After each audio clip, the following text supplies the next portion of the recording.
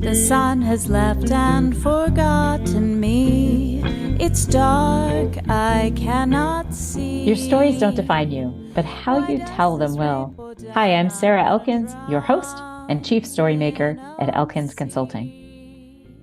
We all know that stories connect us. There's a lot of evidence out there now.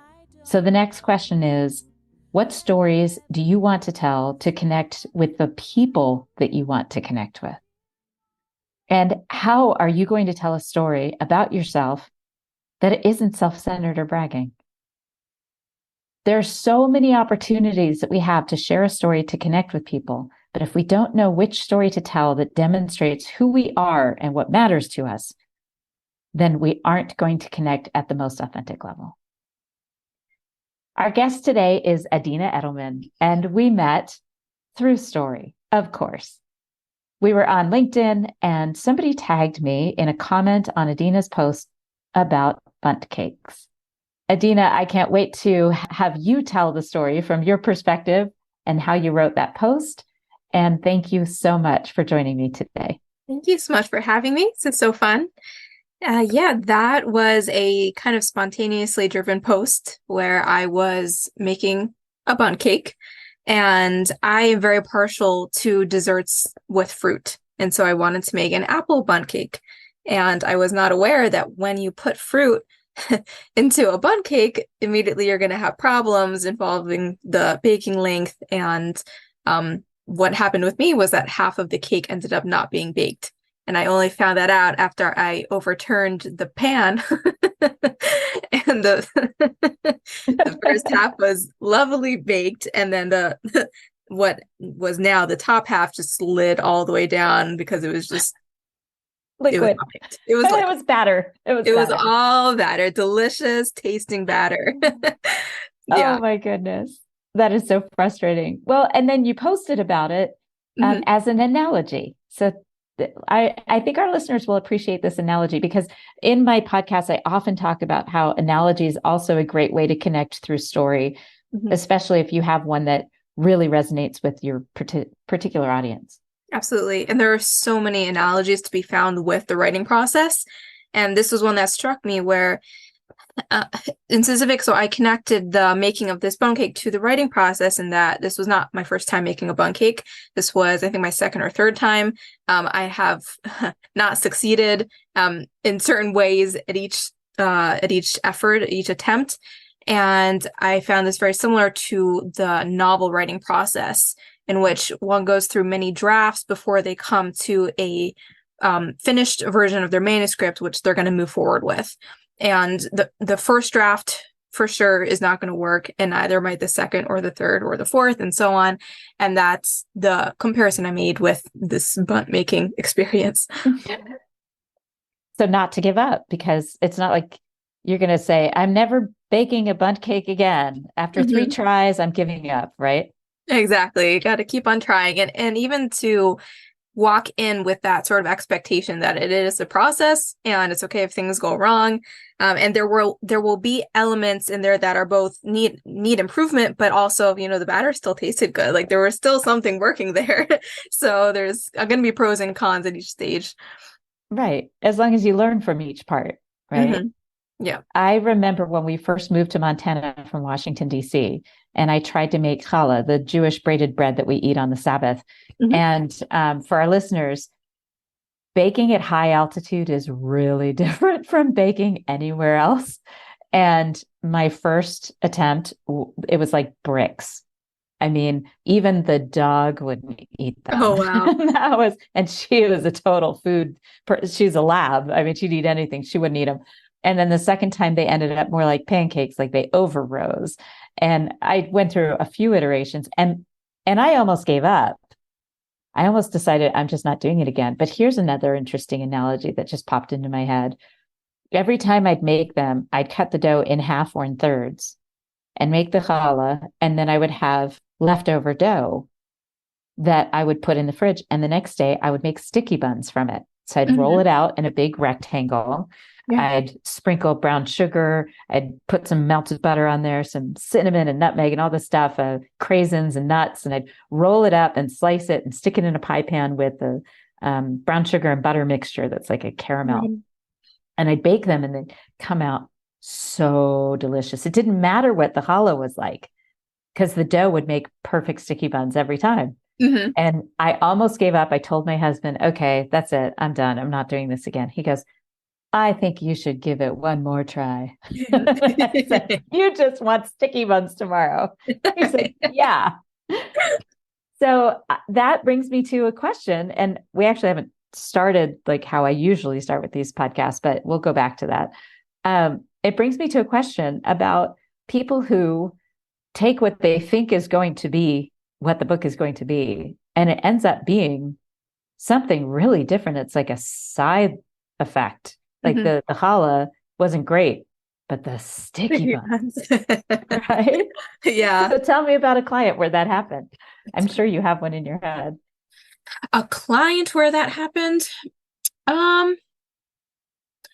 I'm actually not sure if it would, because I definitely relate to that in the writing process where you have this idea for a story and you start it, and it really ends up going in a very different way. Either a character sort of just hijacks the story and goes somewhere else with it, or the message that you want to share really shifts and goes in a different direction. When working with my clients, so that might come in at a developmental stage when I'm working with them, when the theme and the message are still a little bit fluid. I'm trying to think of books that I've worked with. Honestly, I don't think I've had that experience when working with clients. Usually they come in and generally speaking, the main core of what they bring in is what stays, and it's sort of the surrounding material that has to be shifted a little bit so everything clicks together the right way. Okay, that makes sense. I was just thinking about a song that one of my friends wrote. So one of my bands performs this original song, and it started as like a very specific rhythm. And then when we started doing it with the band, because he was just learning it and playing it on his bass and singing it, when he brought it to the band, it completely, like the melody changed, the rhythm behind it changed. It's the same song, but not the same song. Mm-hmm. That's really cool.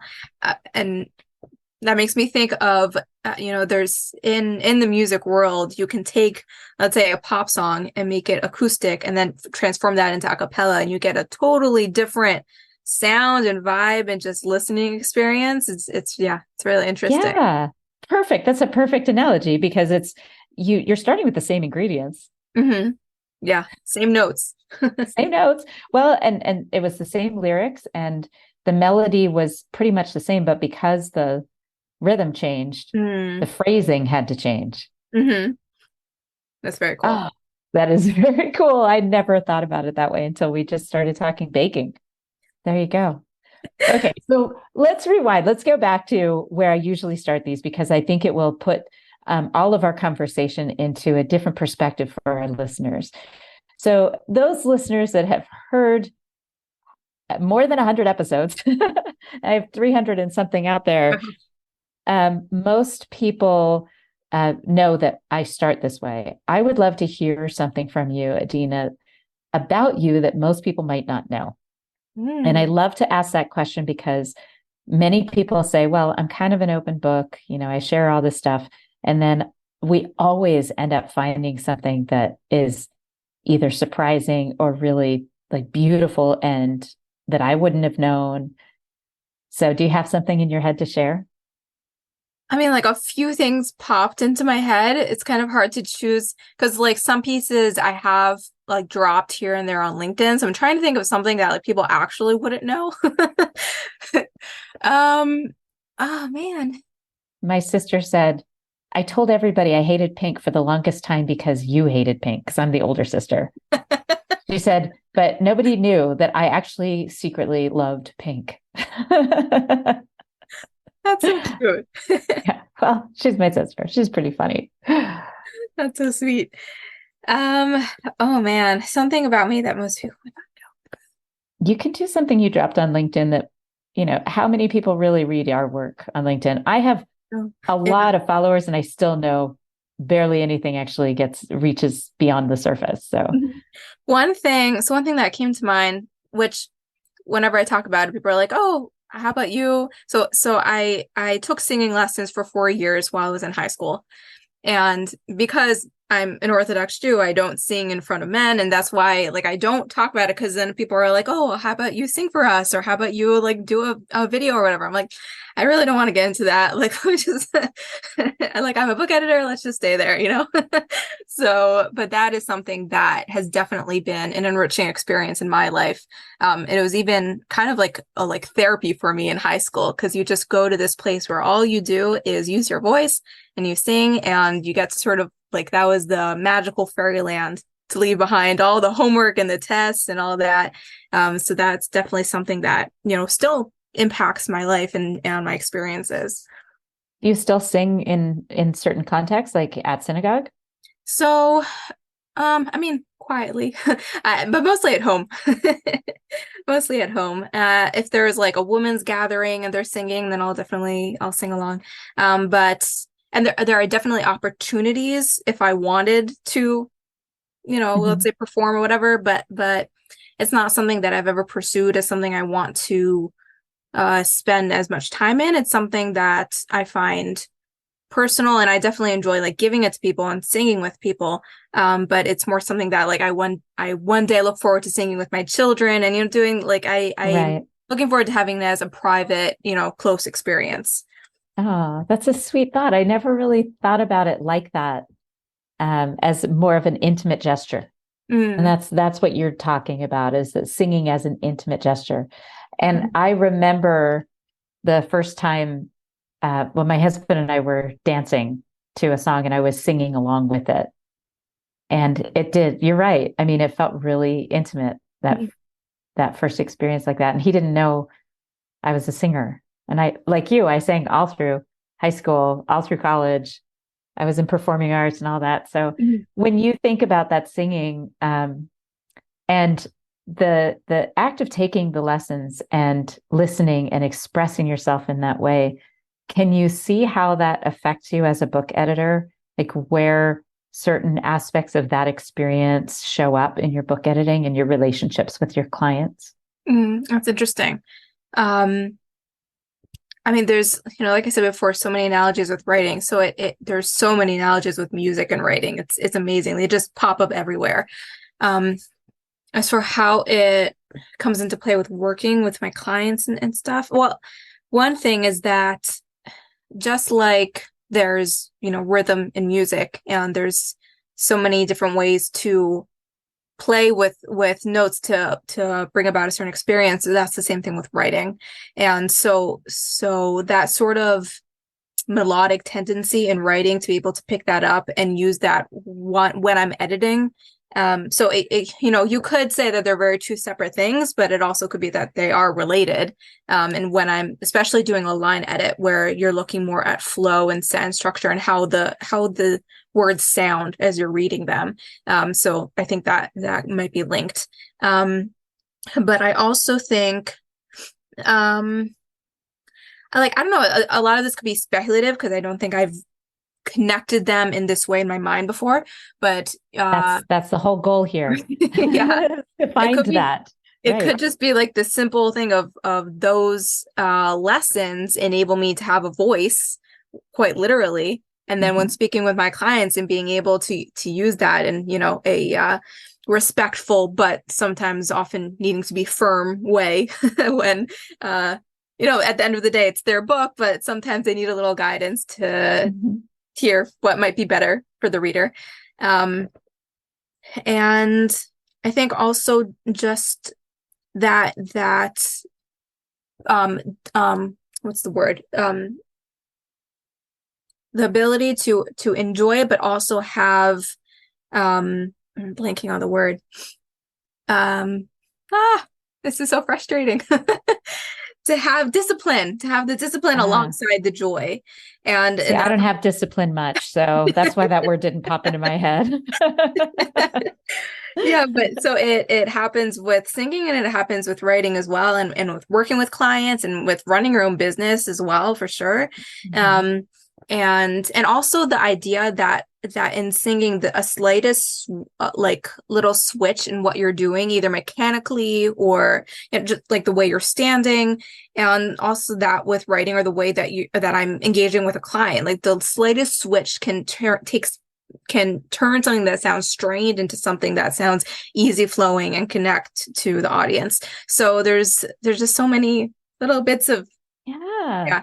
And that's where I thought you would go with this is I think about a lot about my musical training and how that shows up in my writing.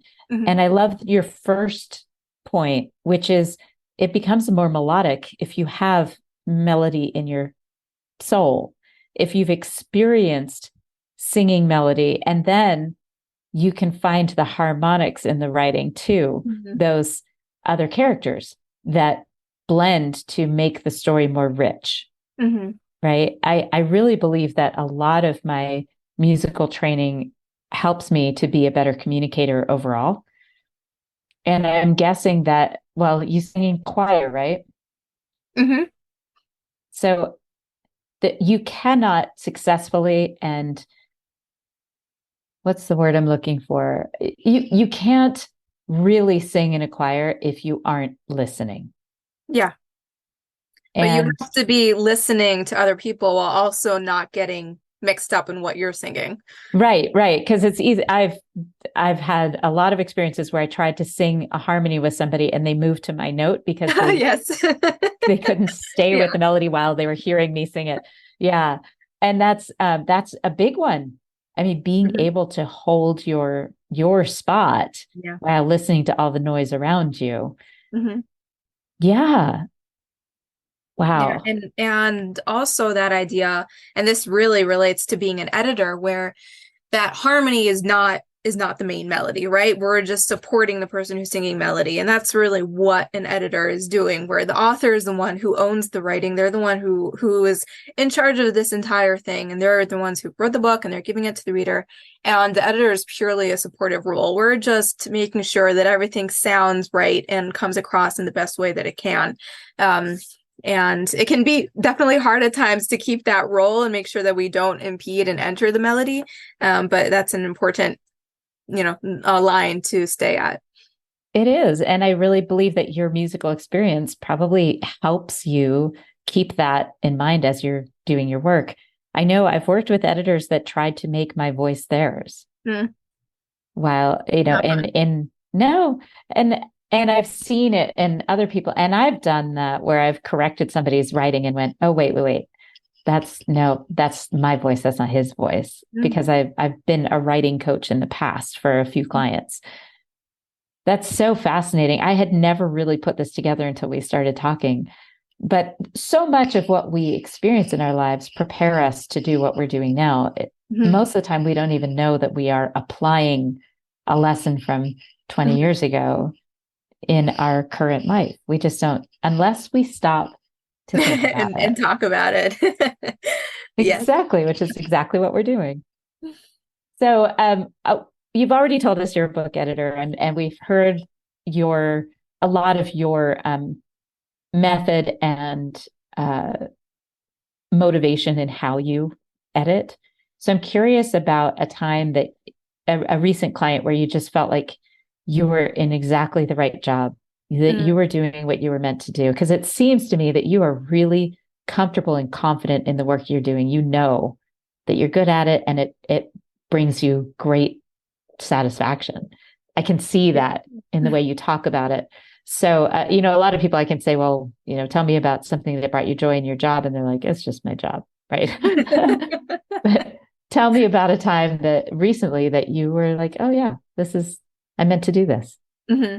Oh, that's a great question. And yeah, I've had those, that feeling before, and it's really such a gift and a blessing to feel that.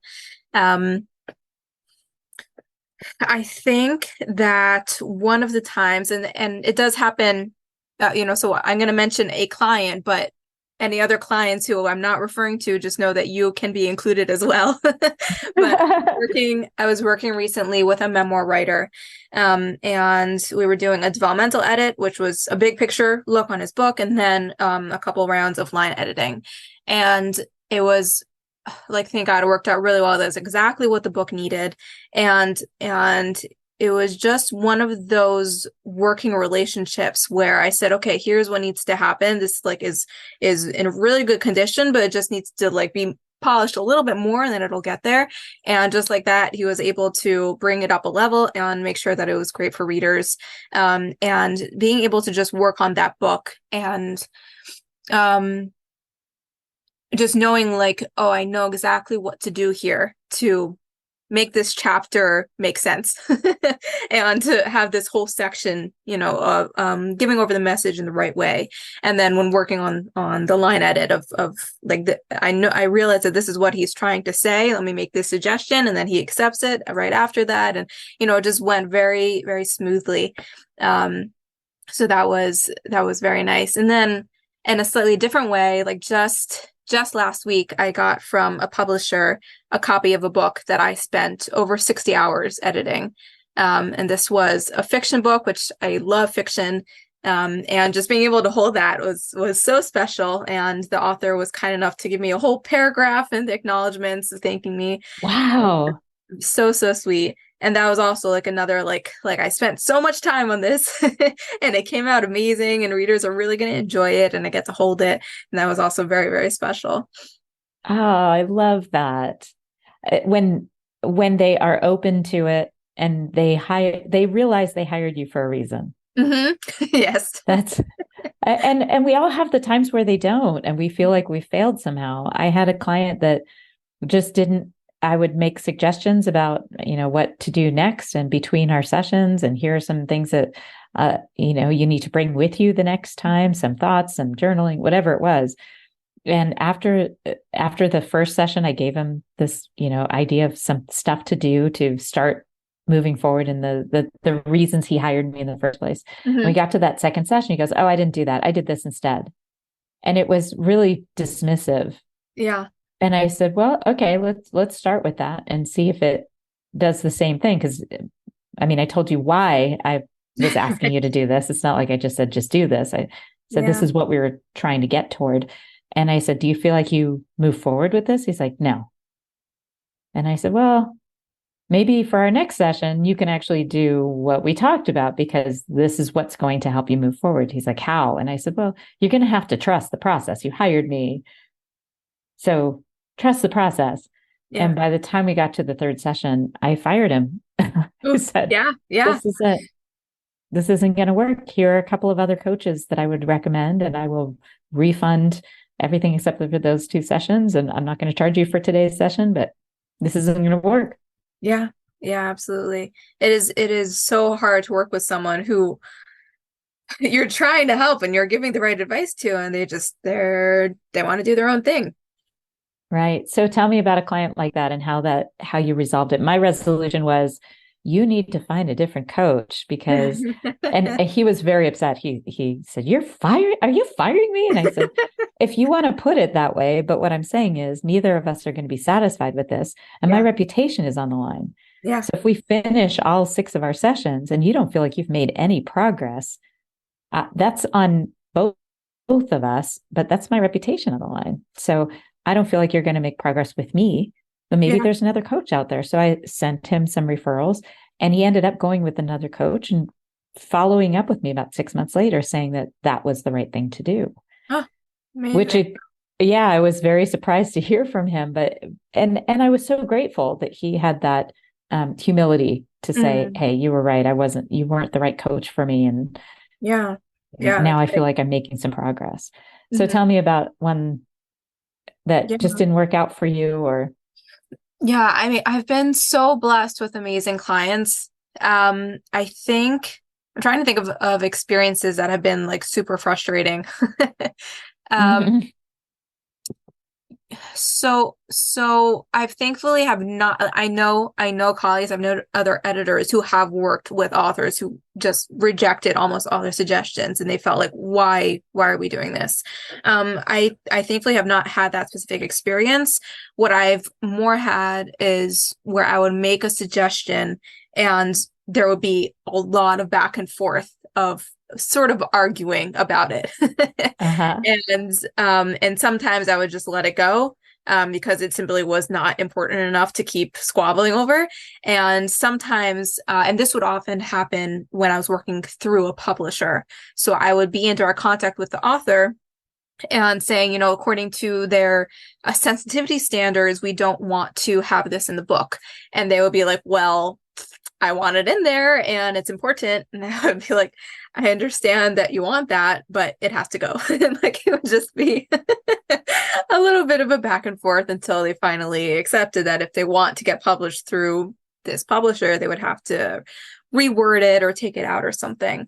And or sometimes it would be straight up where I would make a suggestion and they would just reject it in the track changes, and I would have to like either just ignore it or leave a comment asking why they rejected that when it's now either grammatically incorrect or it's really unclear or just anything like that. So sometimes there's some frustration in terms of being on the same page with the edits, but at the same time, that's also can be a good thing. Like the memoir author I was just working with, which was an amazing experience. So our last round of line editing, we had already twice commented, I think, on this paragraph in a transition there. And twice I said, I don't think that a transition is needed here. And each time he put in a different sentence to try to transition. And by the last round, I read it again. And I was like, you know what? The thing that he put in there, it's fine now. It does need a transition. Fine. I was just going to ask, when have you been wrong? And that was one of those. Okay. So it's definitely, I'm definitely not right 100% of the time, maybe 95%. But yeah, very often the authors know what they're doing. And I'm very grateful that when they are playing a very active role in the experience, some don't, which can be a different problem. Where I had an author, this was very early on, in my first year of editing, I was working on her book. And at one point I asked her to make a change and she said, I don't really remember the story anymore. Can you change it for me? What? I just laugh about it so much because so it's your book. I was like, I'm your editor, I'm not your ghostwriter. What is this? But yeah, we worked it out. It was fine. But that was just so hysterical to me that there could be an author out there who is detached enough that she is okay with someone else just sort of taking over the book. Wow. They're out there. Well, it makes sense. Some people are writing books just for the sake of writing books. They don't have necessarily a particular goal in mind. Right. Huh. That's really interesting. I never would have thought of that. So what got you into it? People don't just suddenly become a book editor. That's true. Do you have a degree in composition or English or? Yeah, I have a BA in English and creative writing, which I had Googled that in 10th grade, is a degree in creative writing a thing? And it was. And since that time, I was sort of bent on getting that degree. But of course, I also wanted to make sure that was a degree that would enable me to do editing. And I did Southern New Hampshire University online, and they listed under that degree as one of the job options as being a book editor. So I was like, great, let me do that. I was sort of either debating that or literary agent. I wasn't sure which. And then as I got closer, I decided I want to do book editing. My really big why of going into it was I wanted to improve Jewish literature in specific. And that's, the majority of the publishers I work with are Jewish. And then alongside those, I work with a lot of self-publishing authors, Jewish and non-Jewish. But I really, really wanted to go into it in order to work on Jewish books. And yeah, thank God I've been able to do that, and it's been amazing. Okay. I'm so fascinated by this because I guess going into it with a very specific genre, basically, or community in mind. That's so fascinating. What was it about Jewish literature, Jewish fiction, that you wanted to change or improve? What were you seeing that was not Yeah. quite right or broken in it? So it's anyone who's read it, it's very different than secular fiction in that certain topics aren't often written in books. Like there's less, you'll find less sci-fi, for example, in Jewish fiction. There is more coming in, but we're generally very careful with the type of content that Orthodox Jews read. And also, like, for example, when I started working with a publisher, they asked me, like, what are your sensitivity levels? Will you be able to pick up on certain things that some people in our audience will not be comfortable with? And this could be certain types of language. It could be, I don't know, like certain websites that are mentioned, that kind of thing. Like they want to make sure that their entire audience feels comfortable reading these books. And sometimes, so the Jewish writers often themselves are not as widely read. I can't speak to that as a general term, but I have found that some of the books in the Jewish world, let's just say they could use enhancement in terms of let's say like writing things like dialogue or scene development or character development, those kinds of things. So I'm not in any way saying that they are bad or subpar. I'm just saying that there is a certain different level or a different focus on those books. And I wanted to see if that it could be taken up a certain level, which is what I do with all my clients.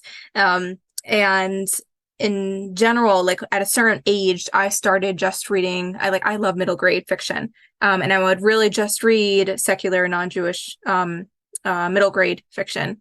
And that's something I love to read. I love to edit it. And that was like an area that I really wanted to work with. And in Jewish fiction, which is really amazing, and also so many amazing authors have been coming in recent years, and so many new books have been put out that are really phenomenal. And I really wanted to be a part of that, of making sure that there is more Jewish literature for children who, instead of having to go and read books with people who don't have their lifestyle, which it's fine, but who could read more books, there are enough books that can, that are related to who they are, and that can just, they can sit on the couch and read themselves it. In it. Exactly. Yeah. Well, you hear there are big pushes now to make sure that all people of color are represented in children's books, because there was a time where pretty much all the main characters in children's books were white and male, or white and female. And I love that, because I never thought about that, probably partly because in the 80s, when I was reading middle grade books, it was like Judy Blume, and a lot of her characters were Jewish girls. So I remember that I saw myself in that, and that's why I was sensitive to it when I noticed that there weren't women of color in those books, and they weren't characters that had value in those books. So I love that you're saying that, because I wouldn't have thought that. When you think about your middle grade books that you particularly resonated with, or that you just really, when you go back, you read it again, what's one of those books? Yeah. There's so many. One that I often go to, she's an author who's written so many, is Joan Bauer. She writes realistic fiction, and she has a lot of children's, a couple of like edging more toward teen books as well. And first off, I love her writing style. And I love in particular that she creates characters who are going through a very difficult scenario, but she doesn't, she creates a story that is very heartwarming and very uplifting, while at the same time being very real. And that and that's so important for children's books, because, children they're learning about the world, and they need to be able to learn about it in a safe way, and that gives them the tools to be able to handle hard things. And so reading books where, instead of the character being like gloomy and moody for 3/4 of the book and not knowing how to handle anything, and then only at the climax and on figures out how to smile, it's not a great lesson. So she does just a terrific job in balancing the hardship with the beauty of life, and making it a great entertaining read at the same time, which is some amazing lines in there. So some of her books, which have won awards, is like Hope Was Here, Almost Home, Close to Famous. So many. She has a lot of books.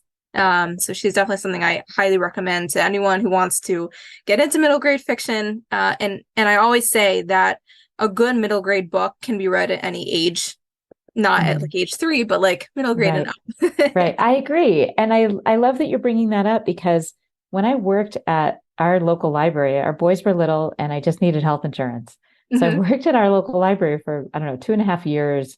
I was literally walking with a $44 paycheck after 40 hours of work because all of our health insurance was being taken out. Oh But it was still my favorite job, because clearly I wasn't doing it for the money. And what I loved about it was that I was exposed to all these books I wouldn't have otherwise been exposed to. And our boys were so little, middle grade books weren't a thing in our household yet. But I started asking a lot of the students who would come in, well, what books are you reading? Because I have nieces and nephews your age, and every Hanukkah and Christmas, I would give gifts like that. And I remember like this sudden discovery of those middle grade and young adult books of the Inkheart trilogy and Peter and the Starcatchers. And I really liked the magical ones. It seemed like they gave you, because they gave you like the Libba Bray books, A Great and Terrible Beauty. I remember just feeling like I was outside of my adult life for just a few hours at a time. Yeah. Yeah, absolutely. Yeah, I could see why that would encourage you and kind of build that desire to do what you're doing. That's really cool.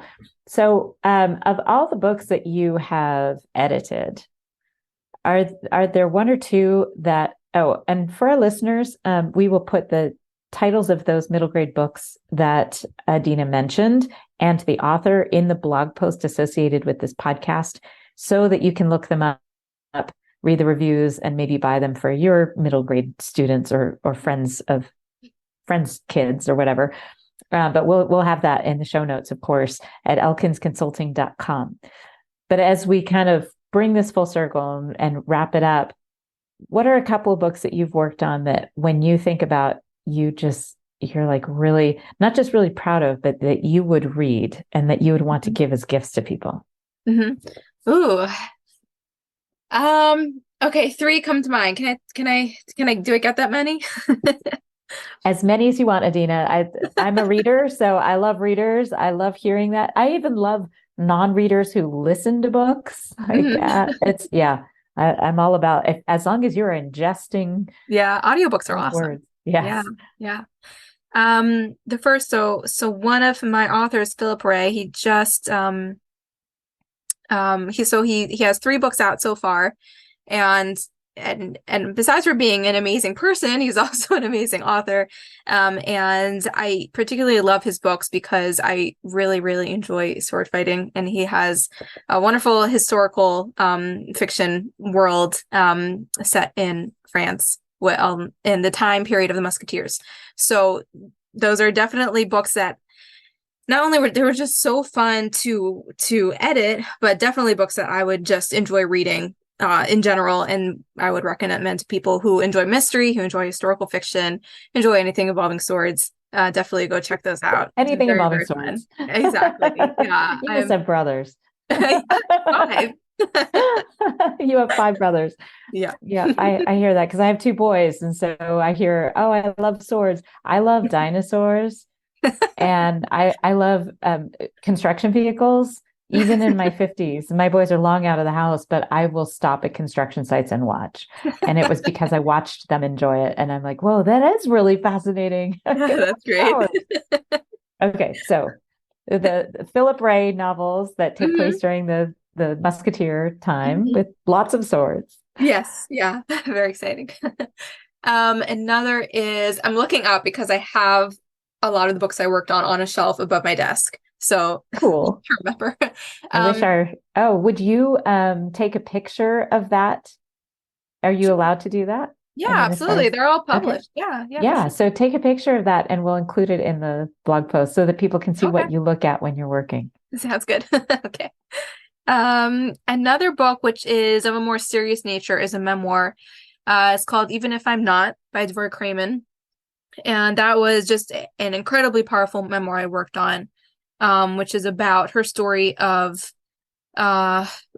really, I'm trying to find the right word. I don't want to use, I guess you could use the word overcoming, or like healing after the grief of losing her son who was engaged. And she also speaks later about how she had lost 4 children as infants. And that was just a very real and raw memoir that she gives over, and about her journey of stronger faith in God, and relationship with family. And that was something that at the time when I edited it gave me like a lot of strength reading it and working on it. And just an incredible person. I was very privileged to be able to email with her and work on that book with her. And her writing is just stunning. And so just like you read it and you feel at the same time, like she's able to give it over in a way that you don't feel bombarded with all the pain and all the grief, which is not an easy thing to do when, writing about that level of tragedy. So that was definitely, just a privilege memorable to work on. Yeah. Very, very memorable. I can see it in your face. For our listeners, Adina's expression is very clear to me that it was a memorable book and that it had an impact. And what I'm hearing is it helped build a sense of resilience in you just reading it and participating 100%. In it. Yeah. Yeah. Awesome. 100%. Okay. What's number 3? Number 3 is the book I just received in my hands last week. And that is book 1 of a trilogy. So it's called Homeward Bound by A. Yarden. We could also give that link. So that just came out. And it is a Jewish novel. The setting happens on an island of Jews. And it does involve swords, which is another reason why I loved it. So that was very fun. We had a whole discussion on why do they only use swords and not guns, and I was like, I'm not complaining, like I greatly enjoy swords. I just want to make sure that this is like that there's some consistency worked out in the story. world building. Right. Exactly. Right. Yeah, but that was very enjoyable as well. Yeah. That sounds good. All of them sound good. I really want to read the middle grade ones that you were mentioning too. And I have nieces that are readers. So. Oh, nice. Yeah. Oh, yeah. Adina, this has been such a pleasure. You are such a pleasure. Well, thank you. Right back at you. Well, thank you so much.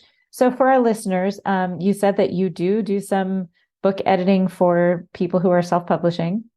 Correct. And what's the best way to reach you? And for our listeners, this will all be in the show notes associated with the podcast at elkinsconsulting.com, but let's hear it out loud too. Yeah. So the best way to get an immediate response from me is actually just reaching out through LinkedIn. And otherwise through my website, edelmanedits.com. There's a contact form there. My email's on there. LinkedIn is on there as well. So if that's easier to go to, that works. Edelman Editing? Edelmanedits.com. Edelmanedits.com. Thank you for that correction. Edelmanedits.com. Well, thank you so much. It has been a pleasure to chat with you. Thank you so much. So fun. Listeners, now it's your turn. I know it's hard to take the time to pick up a book and read. And what I'm finding is that the more I meet these authors, the more I want to dive into their books. So maybe the next thing for you to do if you want to read more is don't feel like you have to read nonfiction. Read something that lights you up. Read something that helps you get away from the reality of the world for just a little bit, that gives you a break from it. And those middle grade books are often a great escape from reality.